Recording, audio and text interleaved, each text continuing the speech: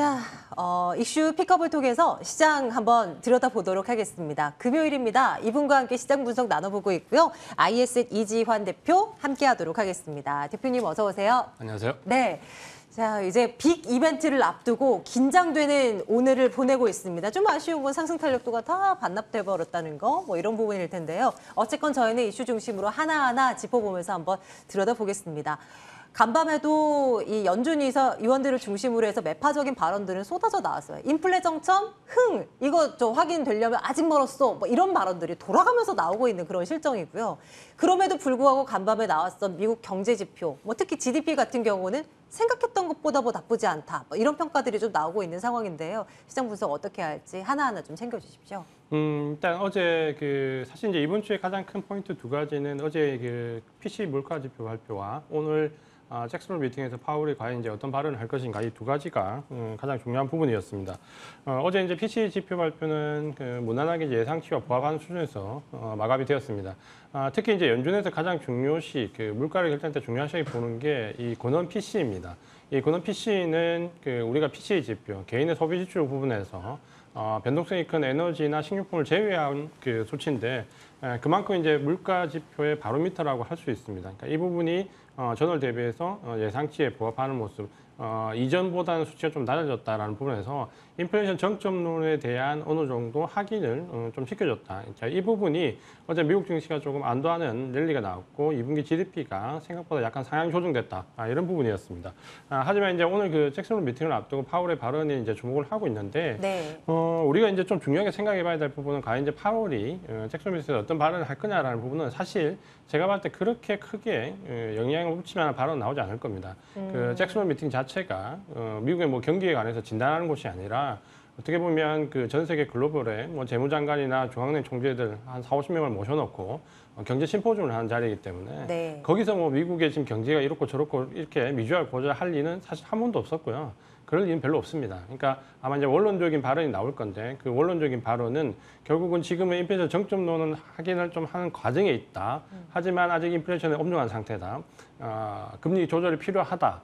하지만 어느 시점에 가면은 이러한 기조는 좀 완화돼야 된다. 아마 이런 원론적인 발언을 할 거고. 다 알고 있는 내용들. 그렇죠. 네, 뻔한 내용들. 그렇죠. 그러면서 이제 시장에 영향을 주지는 않을 겁니다. 근데 네. 왜 시장이 지금 여기에 포커스를 맞추냐라는 부분은 어쨌든 지금 이제 이벤트가 없는 상황 속에서 하나 짚어볼 수 있는 이 조정의 구간에서 하나 이제 빌미가 됐던 부분이고 어제 이제 PC 지표가 사실은 좀 더 중요했습니다. 그러니까 이 부분이 우리가 원자재나 곡물 가격 하락에 입어서 인플레이션 정점이 나왔지만 이걸 제외하고도 과연 인플레이션 정점이 나올까라는 부분에 약간 의구심이 있었는데 어제 이제 PC 지표가 이게 이제 맞다라는 걸 좀 짚어줬죠. 그러면서 어떻게 보면 큰 고비를 어제 사실은 넘었습니다. 그러니까 넘었고 그 부분이 이제 우리가 생각해 본다면 시장은 지금 이제 그렇게 불안하게 볼 필요는 없다라는 관점에서 오늘 파월의 발언은 원론적인 발언으로 이루어질 것이다라는 부분으로 좀 보시면 될 것 같고요. 우리가 지금 현재 아마 이번 달에는 빅 이벤트가 없기 때문에 아마 내일 그게 마감되고 나면 네. 추세가 이제 어느 정도 시장의 내부적인 모습으로 형성될 건데 아마 이제 시장은 그 내부적인 추세의 형성에 오히려 더 포커스를 맞출 가능성이 높다. 이렇게 말씀을 드리겠습니다. 네. 8월에 FOMC가 없잖아요. 그렇다 보니까 그런데 파월이 등장할 만한 이슈가 요 잭슨홀 회의이다 보니까 또 우리는 이걸 또 주목해 볼 수밖에 없었고 그걸 이제 기다렸고 근데 실상 별다른 얘기가 나오지 않을 가능성이 큰 그런 이벤트를 그래도 기다리면서 전전긍긍하고 있는 그런 상황입니다.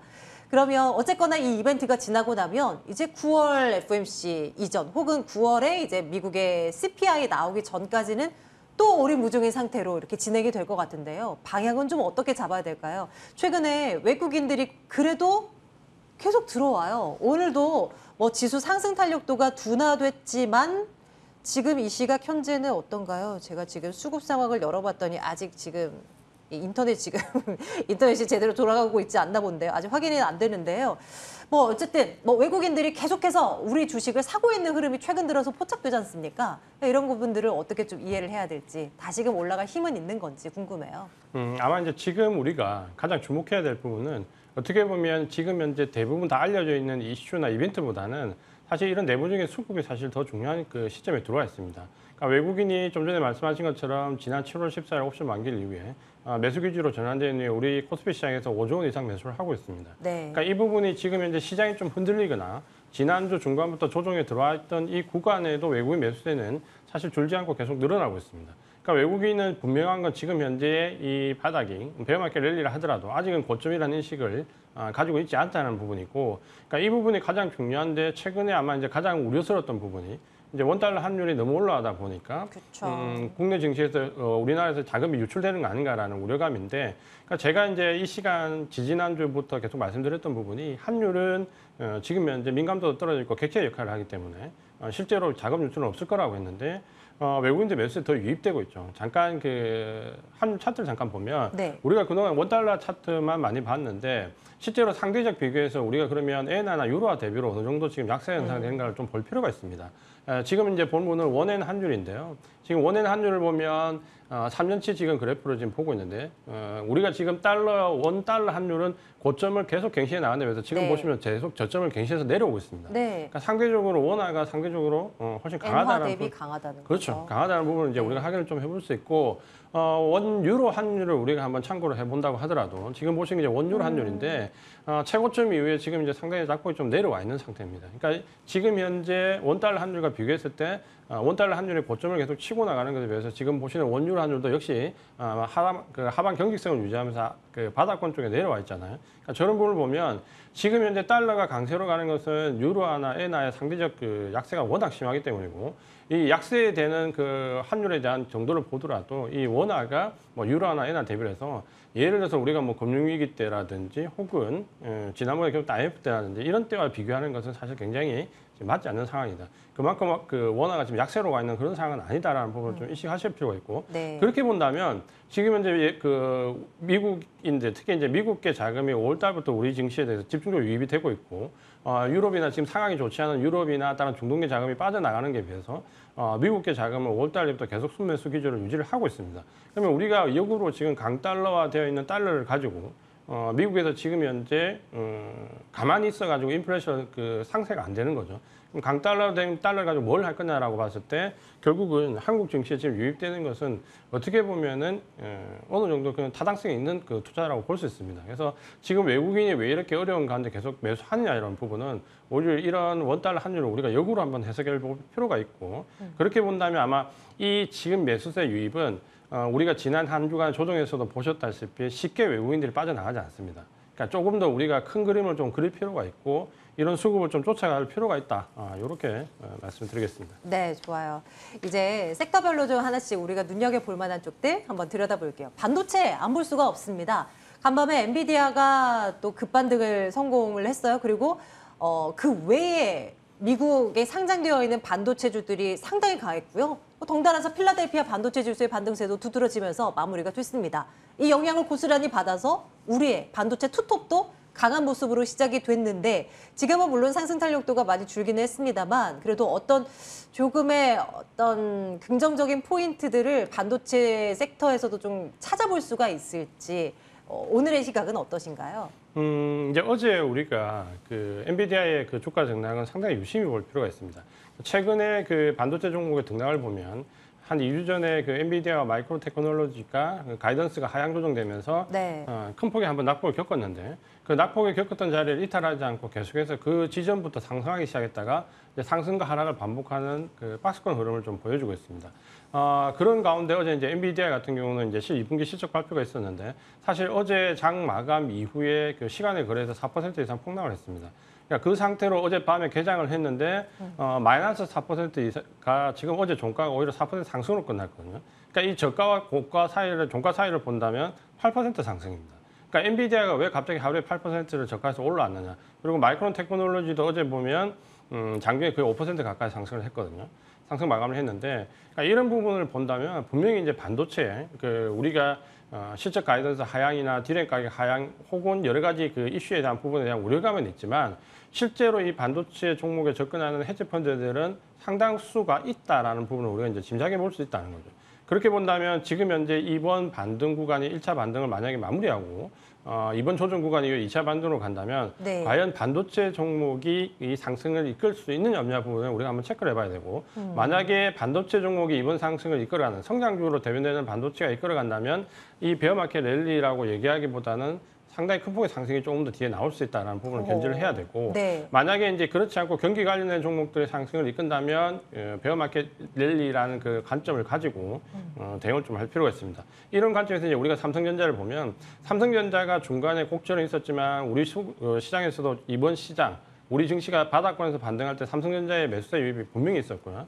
그 이후에 지금 등락의 부침은 있지만 사실 7월 달 이후로 삼성전자를 외국인들이 1,000만 주 이상 매수를 유지를 하고 있습니다. 그러니까 그런 부분을 본다면 반도체가 아직은 시장 상승을 주도하지 않고 등락폭도 많지 않지만 우려했던 가격 대비로 지금 현재 위치는 상당히 매력적인 건 분명하다. 그리고 그 매력적인 위치에서 매수를 이어가고 있는 외국인들은 분명히 있다라는 관점을 본다면 뭐 중장기적인 관점은 말할 것도 없고 단기적인 관점으로 반도체를 보시는 분들도 지금은 조금 관심 있게 보실 필요가 있고 단기적인 차트 등락보다는 조금 펀더멘털에 기반을 두고 보시는 게 좋겠다. 이렇게 말씀드리겠습니다. 그 말은즉슨 대표님은 생각보다 시장이 좀 강할 수도 있겠다라고 이해를 해도 괜찮을까요? 저는 이제 그렇게 보시는 게 좀 타당할 것 같고요. 네, 그렇게 그림을 그리고 계시군요. 네. 네. 아마 이제 외국인들 수급을 가지고 갑론을박이 많은데 지금 그 공매도 해지 수량 정도는 이미 넘어섰거든요. 그러니까 그 부분을 본다면 지난번에 이 시간에 제가 말씀드렸지만 외국인들이 지금 5조 매수했잖아요, 한 달에. 네, 네. 최근에 외국인들이 가장 많이 매수했을 때가 팬데믹 때 그 2차 반등 11월 달에 삼성전자를 두 달 동안 60% 이상 끌어올릴 때 그때가 한 7조 5천 정도 매수했습니다. 그러면 이제 그 물량이 지금 한 3분의 2 정도 육박하는 매수세를 보여주고 있거든요. 우리가 이제 그 재작년의 교훈을 좀 보면 당장 드러나지 않는 시세가 조만간 한번 올 수 있다는 관점도 네, 네. 견지를 해보시는 게 좋을 것 같습니다. 네. 반도체 얘기가 나와서 말인데요. 삼성전자 이재용 부회장의 9월 미국행 출장 이야기가 솔솔 나오고 있어서요. 지난번 이제 8.15 광복 사면 그 복권 이후에 광폭 행보를 보이고 있는 이재용 부회장입니다. 그가 이제 미국의 미국을 찾아서 아무래도 뭐 그런 논의가 있지 않겠어요? 지금 미국 주도로 진행되는 칩4 관련한 동맹 관련한 논의도 뭐 있을 것이고 뭐 등등해서 뭐 다양한 이제 추측들이 나오고 있는데요. 뭐 이런 부분도 뭐 반도체 심리를 좀 회복하는 데 좀 도움이 될 만한 이슈라고 좀 보시는지요? 어떻습니까? 될 것 같고요. 특히 이제 이재용 회장이 최근에 이제 그 강폭 행보를 보이고 있는데 우리가 삼성전자의 그 내부를 잘 보면 지금 이제 뭐 단편적으로는 M&A에 대한 기대감이 이제 증폭된다는 건 사실인데 그 전에 조직 개편을 이미 단행을 했고 이재용 부회장이 나오기 전에 이미 조직 개편을 단행을 했고 그 조직 개편의 핵심을 보면 기존의 메모리 반도체 DRAM 쪽에서 어떻게 보면 삼성의 브레인 핵심적이라 할 수 있는 인물들이 대거 비메모리 반도체 쪽으로 포진이 됐다라는 게 이제 가장 큰 핵심인데 그 부분을 본다면 분명히 이번엔 그 M&A도 아마 거기에 포커스를 맞출 가능성이 높고 그렇게 본다면 우리가 뭐 상식적으로 뭐 영국 ARM이나 혹은 지금 이제 가장 가시적인 게 네덜란드 NXP 같은 이런 그 반도체 업체들을 M&A 할 가능성이 분명히 저는 상존해 있다라고 좀 보고 아마 이제 그런 부분에 맞춰서 조직 개편도 이미 단행이 돼 있기 때문에 아마도 지금 삼성전자는 아마 이런 생각을 하실 겁니다. 지금 여기에 가치의 그 위치에서 더해줄 수 있는 부분이 이제 모멘텀이 과연 뭐냐라는 부분을 본다면 물론 이제 가격적인 메리트가 있다는 부분 그리고 디램 가격이 결국 이제 3분기 이후에는 좀 회복될 거라는 관점 여기에 이제 가장 중요한 게 이제 그 M&A가 될 것 같고 그 M&A가 비메모리 반도체 관련된 쪽으로 나온다면은 아마도 삼성전자 주가는 지금 매수하고 있는 외국인들의 매수세에 힘입어 플러스 알파 개념으로 힘을 좀 많이 받을 수 있는 하반기가 될 수 있다 네. 이렇게 말씀을 드리겠습니다. 좋습니다. 우리 이제 반도체 관련한 이제 사업부가 굉장히 크기 때문에 또 스마트폰은 상대적으로 좀 적다라고 볼 수 있겠지만 또 오늘 관련한 또 이슈가 있지 않습니까? 뭐 새로운 4세대 폴더블 스마트폰이 이제 정식으로 출시가 된 날이기도 해서 또 삼성전자의 주가 혹은 이제 부품단에 대한 주가 관심들이 많으신데요. 이런 부분들은 또 추후 코너를 통해서 또 말씀드릴 기회가 있을 것 같아요. 자, 저희는 다른 이슈로 한번 넘어가 보겠습니다. 어쨌거나 인플레를 잡기 위한다면 에너지 가격이 좀 진정이 돼야 될 텐데요. 그 대표에서 이제 유가 이야기를 좀 대표님 나눠보려 합니다. 오펙에서는 뭐 감산에 대한 이야기까지도 뭐 나올 수 있다 뭐 이런 얘기들이 나오고 있고 근데 한편에서는 핵 합의 임박했다. 그러니까 이란이 뭐 긍정적으로 EU가 이제 중재안을 내 보인 것에 대해서 긍정적으로 좀 검토를 하고 있는 것 같다. 뭐 이런 외신 보도들이 또 흘러나와서 이게 상반된 이슈 속에서 과연 유가는 어떻게 방향을 잡을 것인가에 이제 초점이 맞춰지고 있는 것 같아요. 어떤 점만 가능하리라 보세요? 사실 이제 유가는 굉장히 지금 이제 변동성이 크게 나왔잖아요. 어떻게 보면 러시아 우크라이나 전쟁 이후에 변동성이 굉장히 크게 나왔는데 지금 최근에 이제 사우디가 그 바이든 대통령의 사우디를 방문에도 불구하고 잡음이 계속 나오고 이후에 오페크가 지금 뭐 감산까지 얘기하는 목소리를 내는 데는 사실 배경이 있습니다. 그러니까 그 왜 사우디가 이제 그런 목소리를 내냐면 결국 이제 그 지금까지 우리가 유가라는 부분은 오페크와 오페크를 대변하는 사우디와 플러스라고 하는 비오페크를 대변하는 러시아가 항상 그 조율을 해가면서 가격 조율을 해왔습니다. 여기 이제 러시아가 우크라이나 전쟁으로 이탈되면서 어떻게 보면 이제 사우디가 그 짐을 다 짊어지게 되는데 이 그 유가의 공급과 관련된 부분에서 보시면 사실 우리가 유가가 러시아 우크라이나 전쟁 이후에 130불까지 올랐을 때는 공급 부족이라는 이슈가 가장 컸습니다. 근데 네. 막상 뚜껑을 열어보니까 러시아는 지금 이제 생산량이 오히려 더 늘었고 그 수출이 더 늘었습니다. 가장 큰 이유가 덤핑 판매를 하면서 중국이나 인도, 아시아, 아프리카에 굉장히 그 할인 판매, 덤핑 판매를 많이 했고요. 다 계속 흘러가고 그렇죠. 돌고 도는 거죠. 특히 유가가 120불, 130불 갈 때 덤핑 가격이 80불대였거든요. 그러니까 중국 같은 경우는 지금 현재 뭐 더 이상 저장할 수 없을 정도로 러시아가 네. 원유를 다 받아들였죠. 그러니까 여기에 그 자극을 받은 게 사실은 오페크의 통계를 받지 않는, 미국의 통계를 받지 않는 또 제3세계 국가들입니다. 그 대표적인 게 뭐 이란이나 베네수엘라나 리비아나. 그러니까 이런 국가들이 이제 증산에 박차를 가면서 유가가 많이 올랐을 때 이득을 보겠다. 이제 그러다 보니까 가만히 오페크 같은 경우는 이 유가의 상승분을 그 오페크가 아니라 비오페크 국가들에게 지금 많이 뺏기는 형국입니다.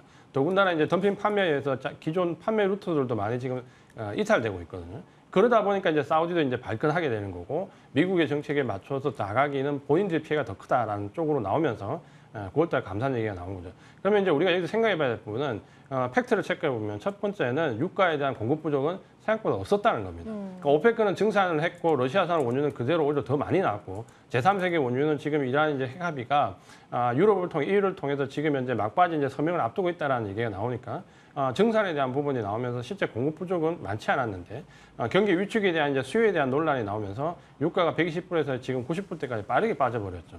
그러니까 이런 부분들을 본다면 지금은 그 유가가 지나치게 올라갈 가능성이 그렇게 크게 높지 않다라는 부분과 반면에 유가가 만약 여기서 경기가 위축된다는 부분에서 너무 많이 빠져도 사실은 이제 증시에 우호적이지는 않습니다. 그래서 유가는 아마 이제 한 85불, 90불 전에서 한 100불 전후로 어느 정도 박스권을 형성하면서 조금 움직이는 게 정시에도 네. 유리하고 지금은 아마 그 사이의 가격대가 어느 정도 일정 기간 형성될 가능성이 높다라는 관점으로 보시면 될 것 같습니다. 네, 말씀해주신 그런 논리 때문인지 뭐 시장도 어느덧 정유줄로 쏠렸던 관심들이 살짝 사그라드는 분위기가 또 연출이 돼요. 그런데 대표님, 천연가스는 어떻게 이해를 해야 될까요? 지금 미선물 천연가스는 지금 거의 뭐 10달러 부근까지 올라 있는 상황인 거잖아요. 아마 이제 천연가스는 거의 뭐 지금 코인처럼 움직입니다. 그렇죠. 그러니까 우리가 봤을 때 사실 네. 그 이번 그 인플레이션 정점론을 만들 때 네. 이 천연가스가 크게 공헌했거든요. 왜냐하면 원자재 중에서 가장 크게 가장 먼저 급락했던 게 천연가스입니다. 5월 중순부터 빠지기 시작했는데 지금은 이제 오히려 고점은 갱신하고 올라왔다. 근데 여기에 보면 이 투기적 거래가 상당히 많이 들어와 있죠.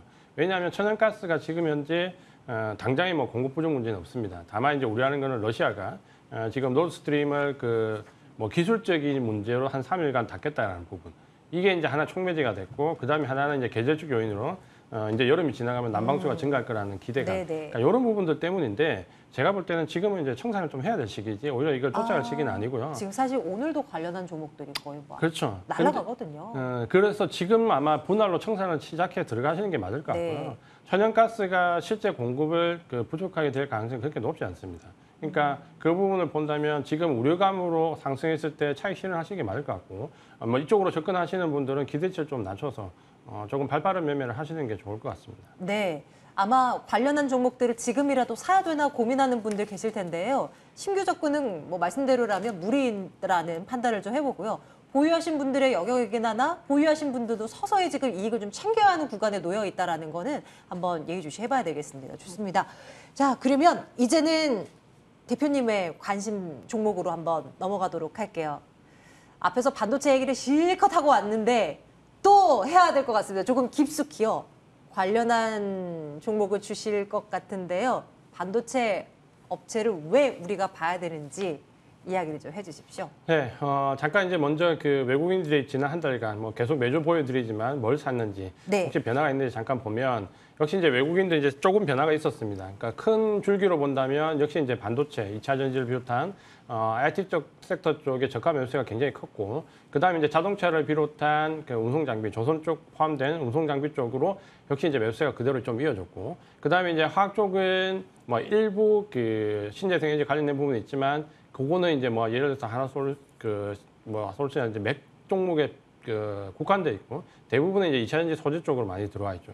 그리고 이제 나머지 좀 기계 쪽에 보시면은 매수세가 생각보다 조금 늘었습니다. 그러니까 아마 이거는 지금 그 단기적으로 이슈화되고 있는 미국의 이제 여러 가지 법안들과 연관되어 있는 부분인데, 약간 이제 이슈성, 테마성으로 좀 들어온 부분이 있습니다. 그러니까 이런 섹터들 정도가 지금 외국인들이 집중적으로 매수하고 있는 섹터다라고 보시면 되는데, 지금 현재 이제 시장에서 속칭 얘기하는 뭐 태조 이병훈 같은 경우에 보면 거의 이제 펀더멘탈이 올라가는 그 섹터도 있고, 혹은 단기적인 뭐 정책이나 법안의 이슈에서 올라가는 섹터도 종목들도 있습니다. 그러면 우리가 이제 조금 구분해봐야 될 부분이, 예를 들어서 뭐 2차 전지 소재 일부나 신재생 에너지 관련된 부분에서도 태양광은 그 테마에 가깝고, 풍력에서 일부 종목들은 진짜 펀더멘탈에 가깝거든요. 그러니까 요걸 이제 구분을 할 시기가 왔다라고 봐야 되고, 테마성으로 올라왔던 종목은 아마 이번 조정 구간에서 거의 청산을 하시는 게 일단 제가 볼 때는 좋다라는 관점이고, 나머지 이제 펀더멘탈로 가는 종목들은 중간중간 쉬어가더라도 네. 외국인 매수세가 지속적으로 유입되는 섹터들은 관심을 가지고 계속 봐야 된다. 라고 일단 말씀을 드리고요. 그런 관점에서 지금 어떻게 보면 외국인이 집중적으로 매수를 했는데 시세가 안 난 섹터가 바로 반도체입니다. 그러니까 지금 현재 자동차라든지 조선이라든지 기계라든지 뭐 2차 전지 이제 전부 바닥권에서 한번 시세가 다 크게 났거든요. 난 다음에 지금 눌림목에 들어가는 구간인데, 네. 반도체는 아직까지 시세가 나지 않았습니다. 그러니까 그렇게 본다면 오히려 조금 늦게 지금 매매를 하시는 분들은 반도체 쪽을 한번 유심히 볼 필요가 있다, 이렇게 보시고, 이번 주에 그 엔비디아나 마이크론 테크놀로지의 그 급반등이 상당히 어려운 구간에서 나왔기 때문에 그걸 좀 유심히 볼 필요가 있다. 그러면 삼성전자나 SK 하이닉스 비롯해서 반도체 관련 종목을 보시되, 지금 이제 특징적인 부분이 뭐냐면 미국도 보시면은 그 전방 산업보다 소재나 부품 쪽 등락이 더 좋지가 않아요. 그러니까 지금은 오히려 삼성전자나 SK 하이닉스에 딸려 있는 뭐 부품이나 소재를 보기보다는 네. 삼성전자나 대자로 하이닉스 봐라. 위주로 먼저 좀 비중을 좀 높여 보시고, 네네. 그 다음에 이제 소재나 부품 쪽을 좀 비중을 좀 맞춰서 네. 보시는 게 좋겠다. 이런 전략으로 지금은 좀 짜 나가시는 게 좋을 것 같다, 이렇게 말씀을 드리겠습니다. 또 시장의 분위기가 또 바뀌어가고 있는 것일까요? 우리가 생각하고 있는 그 대표 지금 매개가 집중되고 있다는 그런 섹터 말고, 우리가 사실 좀 등 돌리고 있었던 반도체 쪽으로의 관심을 빨리 이제 한번 가져보자라는 아이디어를 갖고 오셨는데요. 삼성, SK 하이닉스 뭐 나름의 전략에 맞게 혹은 이제 입맛에 맞게 뭐 포트폴리오를 구성하면 되시겠지만, 대표님이시라면 둘 중에 어떤 게 더 매력 있어 보여요? 지금은 사실 이제 우리가 그 삼성전자에 대한 논란이 굉장히 많은데, 삼성전자는 그 대형주 중에서 모멘텀이, 그러니까 성장성이 가장 큰 종목입니다. 그러니까 지금 비메모리 반도체라든지 앞으로 이제 M&A 관련된 부분, 이런 부분들이 그 반영된다면 진짜 어느 중소형주만큼 상승 탄력이 나올 수 있다는 부분을 말씀드리고 싶고, 그게 이제 가장 단적인 예가 우리가 재작년에 그 코로나19 급락이 후에 삼성전자의 그 주가 추이를 보면 11월 달, 그러니까 그 8월 말 이후 10월 초 중반 넘어갈 때, 그때 외국인이 집중적으로 매집했을 때 12월 달까지 불과 6만 원에서 9만 5천 원까지 어떻게 보면 한 60, 70%가 두 달 만에 올랐거든요. 그러니까 웬만한 중소형주도 두 달 만에 60, 70% 오르기 쉽지가 않습니다.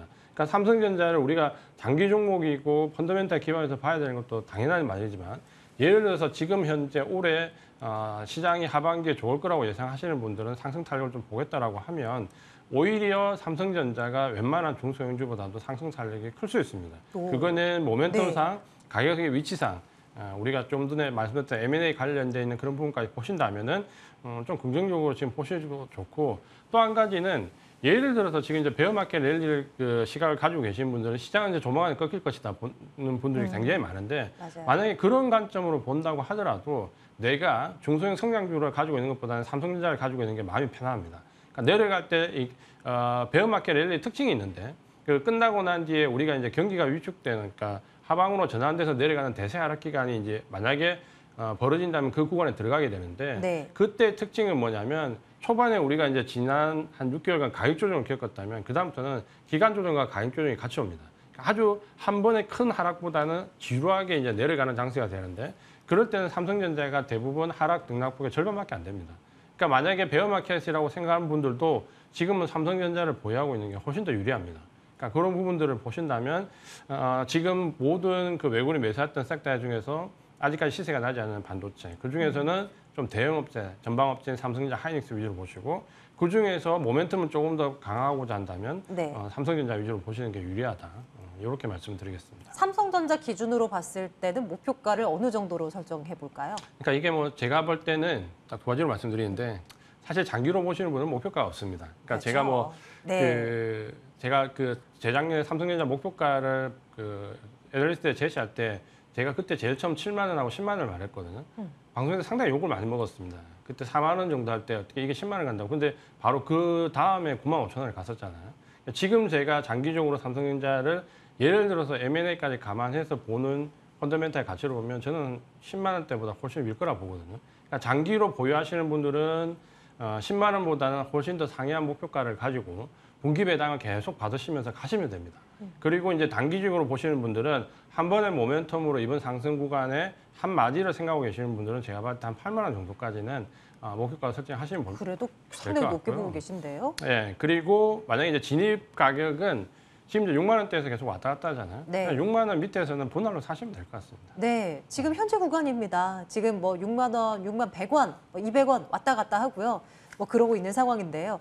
8만 원의 목표가는 연초에 우리가 봤었던 그 가격입니다. 그 가격대라면 충분히 우리 보유하고 계신 우리 삼성전자 주주, 개인 주주분들의 어느 정도의 매수가 부근까지는 올라갈 가능성을 또 열어둔다라는 이야기여서 좀 마음이 놓입니다. 이제 반도체 그리고 삼성전자의 힘을 한번 기대해 봅니다. 자, 오늘 ISET 이지환 대표와 함께 다양한 이슈들 분석해 봤습니다. 대표님 고맙습니다. 고맙습니다.